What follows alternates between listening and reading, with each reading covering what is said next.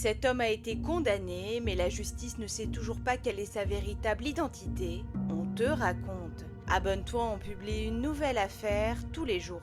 Le 12 décembre 2008, un homme est arrêté par la police à l'aéroport de Sao Paulo au Brésil alors qu'il faisait une escale lors de son voyage le menant de Buenos Aires à Madrid. Il a près de 6 kilos de cocaïne sur lui. Emmené devant le tribunal, il est condamné à 6 ans de prison au Brésil et l'homme se présente sous le nom de Luis Avelino Esquivel.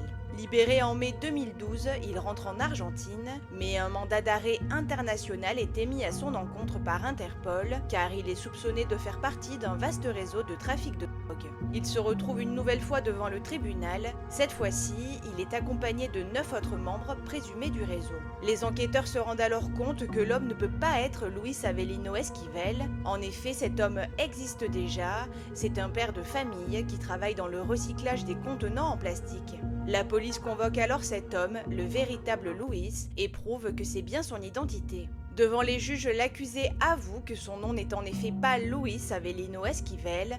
Il raconte qu'il a acheté des faux papiers d'identité volés pour 3000 $ en 2006 afin de travailler comme mule pour un réseau de trafic de drogue international dirigé par des Colombiens. Il était payé 8000 $ par voyage. Il précise qu'il est colombien et qu'il s'appelle Oscar Rey Patiño. Il demande cependant à ne pas être jugé en Argentine car il a déjà purgé une peine pour les mêmes faits au Brésil. Tout au long du procès, son identité reste incertaine. Son empreinte digitale correspond bien au passeport qui est au nom d'Oscar, mais les enquêteurs soupçonnent qu'il ait obtenu ce passeport en usurpant l'identité d'une autre personne et en associant donc sa véritable empreinte digitale à un faux nom.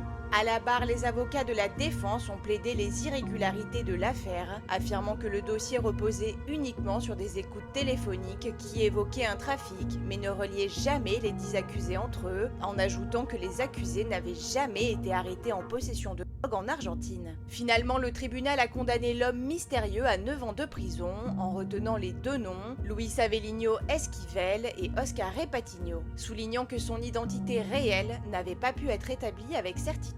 À ce jour, on ne sait toujours pas qui est véritablement cet homme, qui purge pourtant sa peine de prison.